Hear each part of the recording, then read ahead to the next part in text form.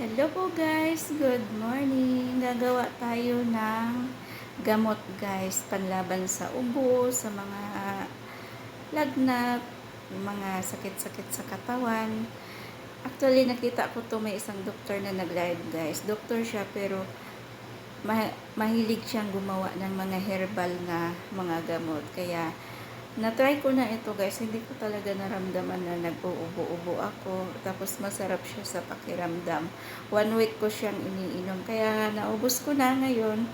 Gumawa na ako ulit ng medyo marami. Ito yung bawang, tsaka isang pirasong sibuyas, at tsaka 4 na bawang, tsaka 2 lemon. Ayan ang gagawin ko guys.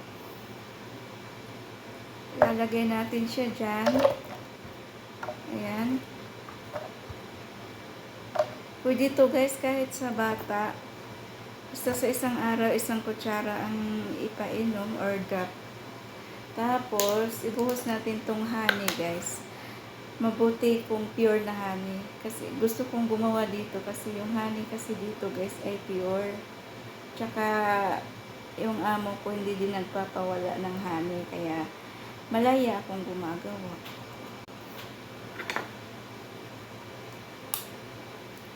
Ayan guys, ganito lang siya. May vitamins ka na, kompleto na siya, lalo na kung may high blood ka.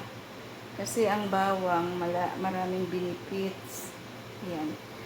Paghaluin mo lang siya dyan, tapos araw-araw, kukuha ka ng isang kutsara. Ayan. Actually, maganda talaga siya, promise. Na-try ko na eh.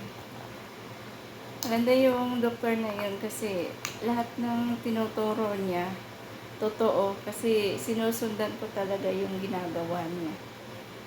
Doktor siya pero nagtuturo siya ng mga gawaing herbal guys. Kaya, kayo kung gusto niyo mag-try, kasi sa akin, proven na po ito. Try nyo kahit sa mga anak nyo na maliit.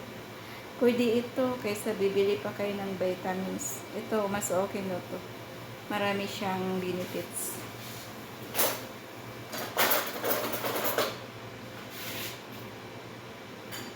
Lahat kasi ng mga sinesearch ko ngayon guys, yung mga herbal kasi napuno na ng gamot yung katawan ko. Kaya kailangan may herbal din.